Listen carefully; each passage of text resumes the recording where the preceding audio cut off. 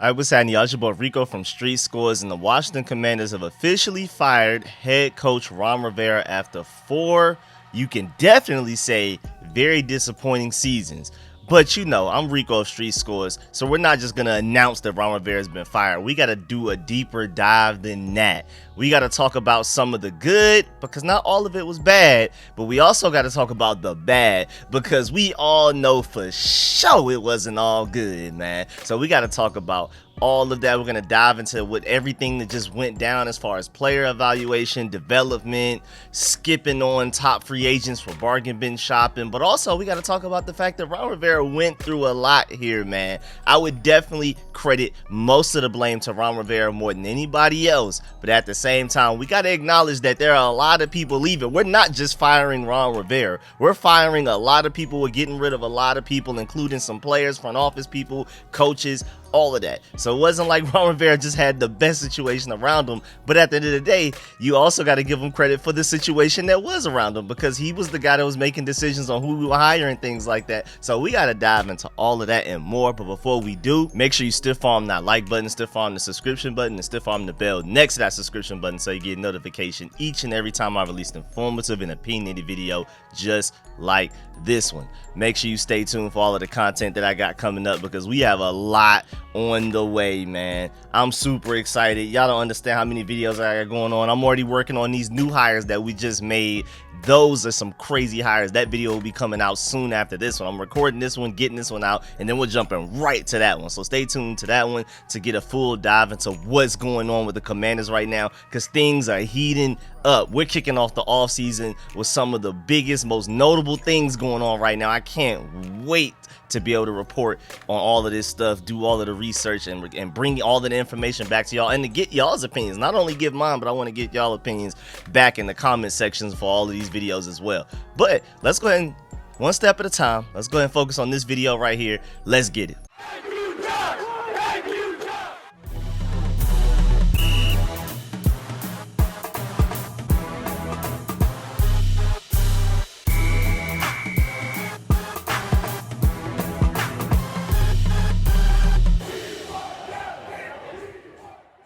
All right, so now the Washington Commanders have fired head coach Ron Rivera officially. We already knew this was coming. There were reports saying that Josh Harris was pretty much like, yeah, I'm going to give Ron Rivera a year. He'll have his year, but unless anything astronomical happens, he will probably just finish out this year, and that is it. He will not make it further than that. That was something that was reported and seems like it was decided before the season even started. And then for the season to go as badly as it did, as poorly as it did, then now it's just kind of like we already knew. And there was a report like over a month ago that I already did a video on saying that Ron Rivera was at peace with the fact that he was gone after this season, and he's been getting questions leading up even to before this game against this finale against the Cowboys, where we knew going in we were going to get whooped even before the game started, where people were asking Ron Rivera like, are you still looking forward to coaching somewhere else potentially after this, which shows that even before the game last night happened,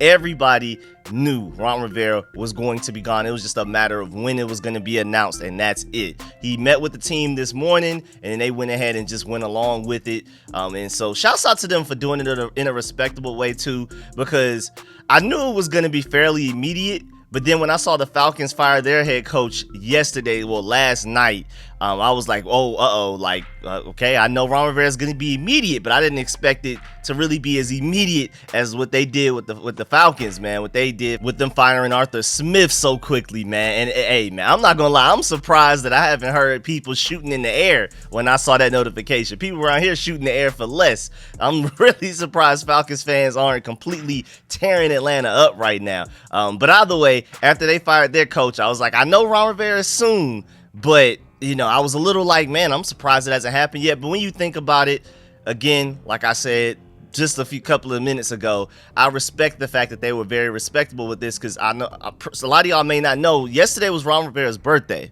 And so they waited until the morning after to fire him. He already knew he was going to be fired. He's known he's going to be fired since weeks ago. And so they wanted to, at the very least, wait to not announce it on the man's birthday. And I can respect that, man, because we already knew he was out the door. I wasn't worried about it at all, but I was just like, oh man, people are firing their head coaches already, and Ron Rivera's not one of them. But it was his birthday yesterday, and I respect that. And like I said already in my live stream and my video I did last night about us finally officially clinching the second overall pick, if I were Ron Rivera, and I already know I'm about to get fired, I already know we're about to get whooped for everybody to see against the Cowboys, I'm not driving from Virginia, where I live, through DC traffic, through Maryland traffic, to go get whooped, to have to talk to reporters, and then have to drive back through Maryland traffic and DC traffic to get back home on my birthday. I would have just stayed home and chilled with the family, man. We would have been celebrating my birthday rather than me over there having my arms crossed, trying to pretend I'm upset about the way that this game is going.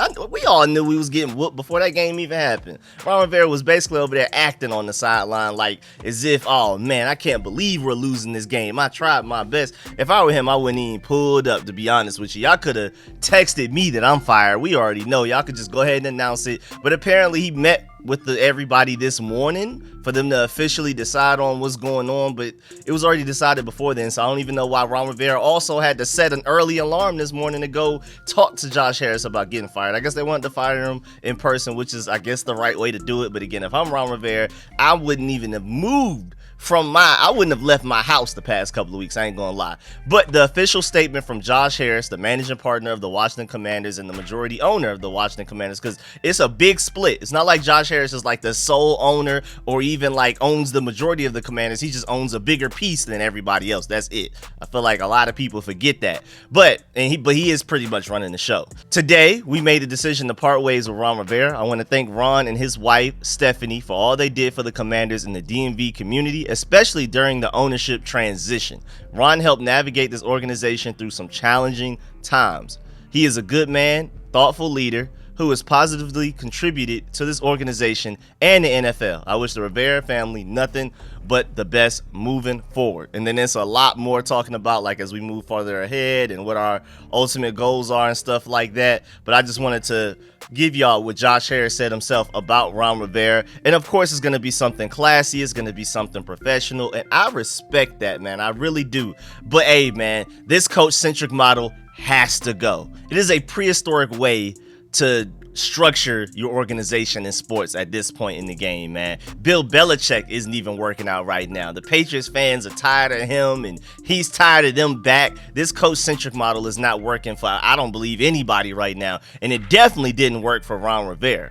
I mean, Ron Rivera even admitted that he didn't really do any coaching until a few weeks ago, which absolutely makes no sense. I mean, that means you were just completely overmatched. You would just outmatch. You would just spread too thin everywhere, worrying about personnel, worrying about the draft and free agency and things like that, and then trying to run the entire operation, offense and defense. Now, granted, every year that has passed, he's been able to give a little bit more power away to some other people. He's been at least a little humble enough to relinquish a little bit of his power bit by bit every year, because at first he was trying to do literally everything. Then he brought in Marty Herney, Chris Polian, and Martin Mayhew to do at least some things on the GM side of the organization, as far as team building and the draft, free agency and stuff like that, just to help. But at the end of the day, Ron Rivera was still running that show, and they couldn't make any decisions without Ron Rivera approving. We're not doing that going forward. Then Ron Rivera, on the head coaching side, was trying to run the offense, but kind of run the defense in a way, but then throwing Jack Del Rio under the bus when he got fired, and basically said that Jack Del Rio had complete control of the defense. And even though Ron Rivera wanted to do some things differently,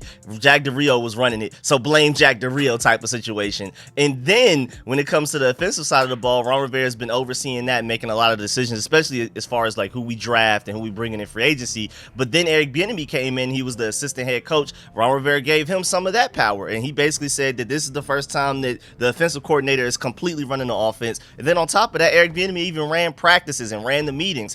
What's the pace that we practice? What time and things like that? How are we, like, what are we doing? We doing 7-on-7s right now, 11-on-11s. How fast are we moving? Is it going to be padded? All of that type of stuff. So I mean, by the end of it, Ron Rivera still had a lot of power and a lot of say-so, but ultimately, by the time that he was fired this morning, he didn't have anywhere near as much power as he had coming in, because you could tell the guy was overwhelmed. So I'm really excited because now we're about to move to a real structure where we have like a president of football operations, an executive president. We're going to have my dog Eugene Shin as VP of football analytics and strategy. Get my dog over there. We're going to have a general manager. We may even have an assistant general manager, and then of course a head coach, and then we're going to go from all of that. So I'm super excited about that. But going back to Ron Rivera real quick, some of the good. Let's acknowledge some of the good, and this is coming directly from the Commanders website through Zach Selby. He brings up the points that Rivera, who first joined the franchise after the 2019 season, was 26-40-1 leading the Commanders. Not great at all. But in his first season as head coach, he led the team to the NFC East title since 2015, the first one that we've won since 2015, despite battling cancer. Now, even though, like my boy Rio Robinson always says, that was a Mickey Mouse season, that was a fluky season, we basically, in my opinion, tripped, fell, and barely crossed the line. We had to crawl across that line to win that division. Nobody wanted to win that division. We won it by default with a negative record. Let's not forget that. Like, I'm not just about to skip past that. But yeah, we still won the division. Rivera did not miss a single game during the 2020 season while receiving treatment, even though he was struggling, man. He was having to get IVs in halftime. He was struggling to stand up during games and things like that. That was crazy. Shouts out to him for that, man. But Rivera did not miss a single game during the 2020 season while receiving treatment, and the team had a 4-game winning streak from week 11 through 14 to get themselves in the playoff contention, because that season was not good at first. We just kind of won towards the end to kind of rally everything together, which gave us some hope that the Rivera tenure might actually be pretty decent. Following the 2020 season, Rivera was named the NFC Coach of the Year by NFL One-on-One Awards.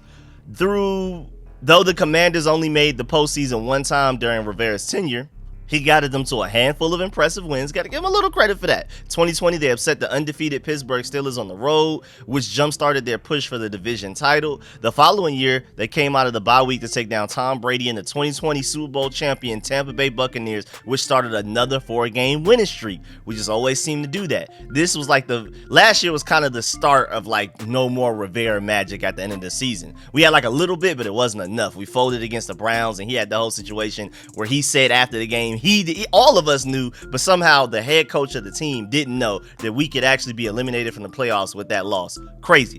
And in 2022, the Commanders traveled to Lincoln Financial Field and took down the undefeated Eagles, and who went to appear in the Super Bowl and considered by many the best team in the league at the time to keep their playoff hopes alive. They don't look the same now, losing to the Cardinals and the Giants 2 games in a row, and I think they're like 1-4 or 0-5 within the past 5 weeks or something like that. It's crazy. They're spiraling out of control, but when we beat them last year, it was a different story. Last February, Rivera received the NFL Salute to Service Award for his efforts to honor and support military communities. USAA, the sponsor of the award, provided a $25,000 donation to each military branch's official aid society in Rivera's name, and the NFL sent a matching donation to the charity of Rivera's choice. But after starting this season, 2023 season, 2-0, the Commanders slid to their 8th consecutive non-winning season. They closed things out on 8 straight losses, the longest losing streak in the NFL this season, and struggled to put together any competitive performances on both sides of the ball to finish the season, which takes me to a lot of the negatives. First of all, Rivera will leave Washington with a reputation for being a nice man and a respected worker, but not a winner.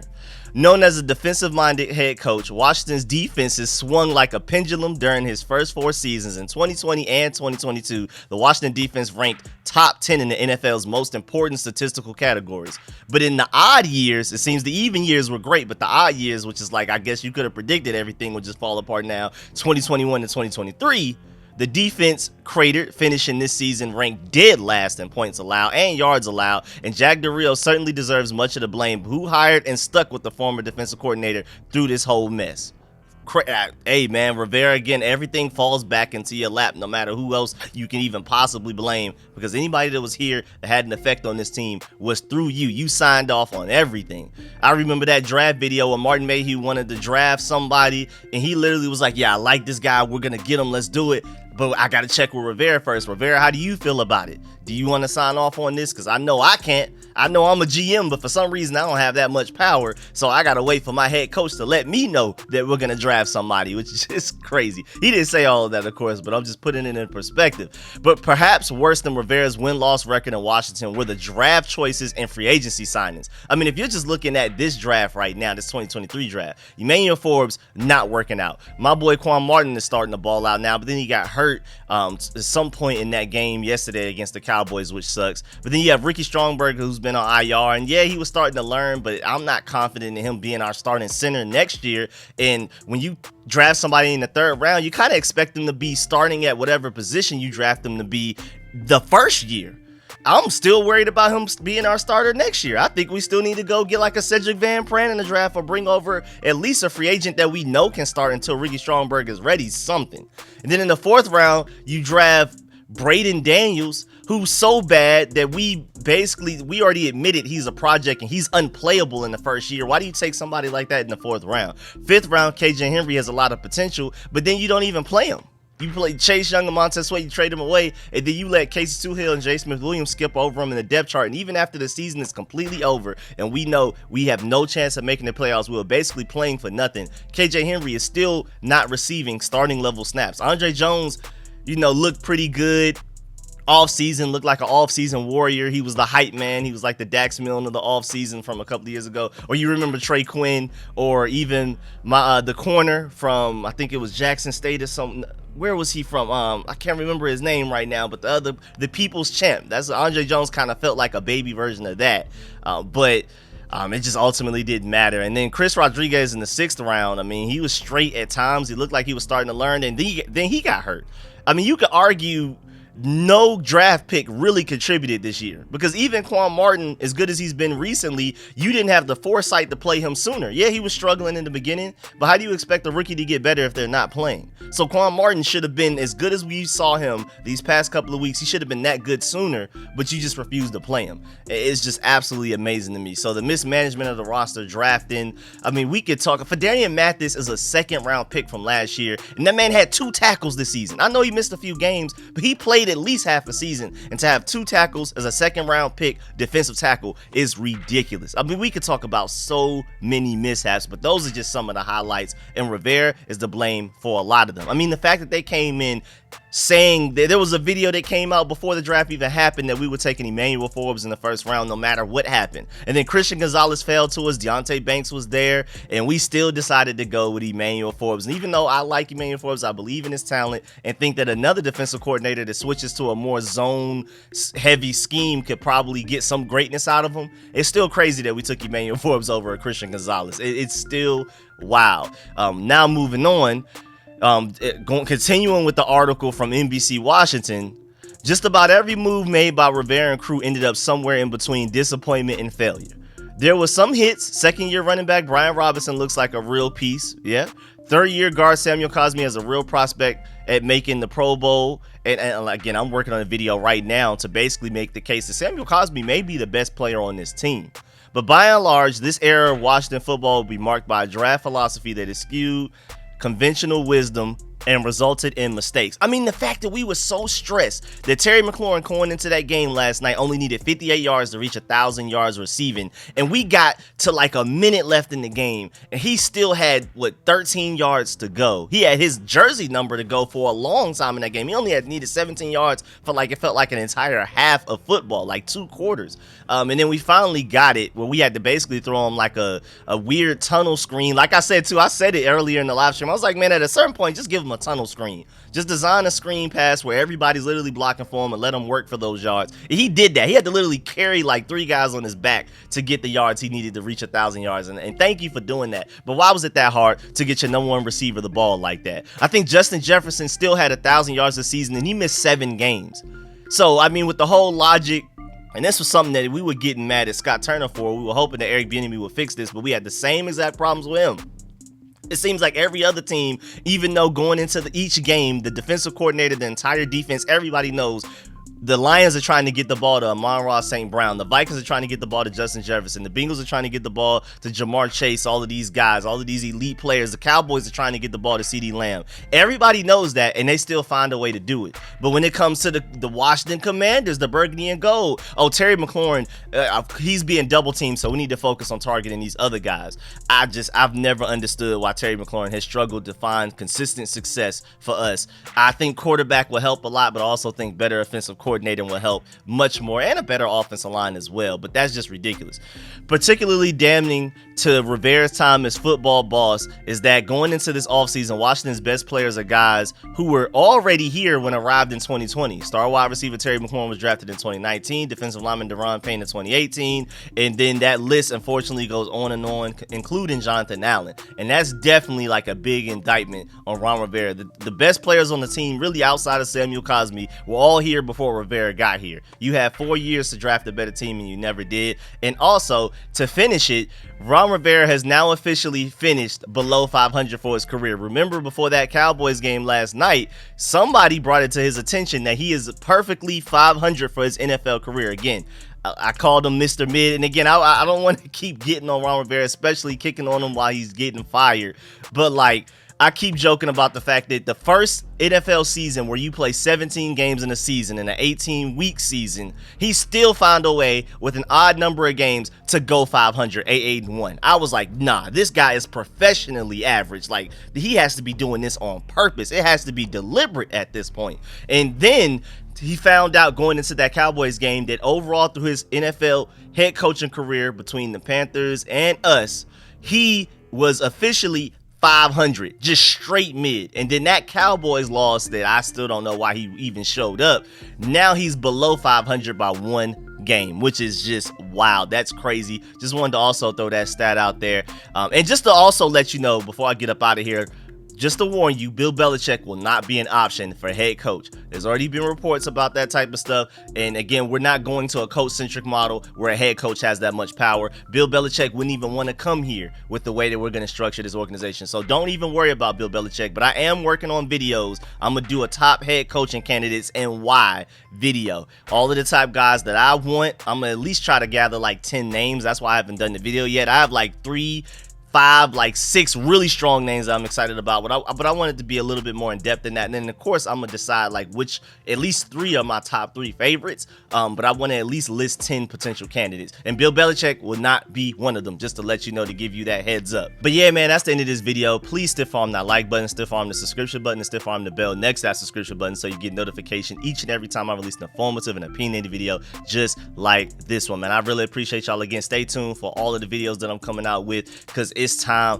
to work, man. And there's a lot of chaos going on right now, and I got to get these out immediately. So stay tuned. I appreciate all the support. Shouts out to all of y'all pulling up to the live stream, that left a like on the live stream before you dip. Shouts out to everybody that donated, especially. I really appreciate y'all, man. We went crazy. Even though that game was pointless for us, we were very happy to finish with that second overall pick, and y'all made watching this terrible season so much more fun than it should have been. If I was just at home watching these Commanders games by myself without y'all live streaming, I probably would have been on Xbox playing some games and barely even paying attention to the game, more so listening to it than watching it. So I really appreciate y'all. And again, the live streams are not ending. We're still going to continue live streaming as if we have games. It may not be every Sunday, but a lot of Sundays we're still going to live stream, and a lot of them are going to be call-in shows for y'all to give y'all opinions. So we're going to do a call-in show, and I'm going to ask y'all, what GMs do you want? What head coaches do you want? Things like that. Of course, we're going to do some draft call-in shows. Which players do you want from there? Free agency call-in shows. So stay tuned for all of that. Where again, the call-in shows are for y'all to call in. I'm not bringing on like other Commanders people. I love my guys, but I do the call-in shows because I feel like y'all as the viewer need an opportunity and a platform to voice your opinions, because y'all have a lot of great ideas. Y'all just didn't make the YouTube channel yet. Y'all got a lot of smart people out there as well, so I try to give y'all that platform. So stay tuned for all of that. I'm gonna catch y'all later. I'm out.